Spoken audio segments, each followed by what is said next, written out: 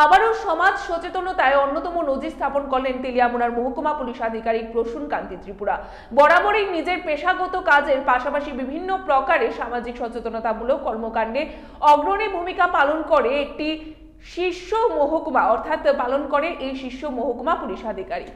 বড়মুড়া এলাকাতে জাতীয় সড়কের পাশে বন জঙ্গল পরিষ্কার করার জন্য টিএসআর সহ মাঠে অবতীর্ণ হয় প্রসূন কান্তি ত্রিপুরা। সেই সময় হঠাৎ করে জাতীয় সড়কের পাশে বৃহৎ আকারের একটি অজগর সাপের সন্ধান পায় টিএসআর বাহিনী সহ মহকুমা পুলিশ আধিকারিক। পরবর্তী সময়ে সযত্নে সংশ্লিষ্ট সাপটিকে উদ্ধার করে বড়মুড়ার গভীর জঙ্গলে ছেড়ে দেয় প্রসূন কান্তি ত্রিপুরা সহ অন্যান্য টিএসআর কর্মীরা।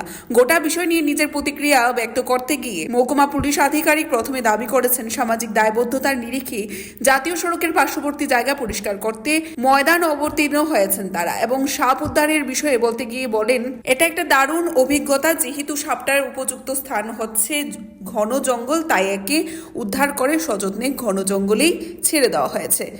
আমি জঙ্গল কাটিং করতেছিলাম এখানে রোড সাইড টার্নিং পয়েন্টে, তো একদম রাস্তার নিকটেই ছিল সেটা, তো সেটাকে ধরেছিলাম আমরা, ধরে আবার ওদেরকে ছেড়ে দিয়েছি।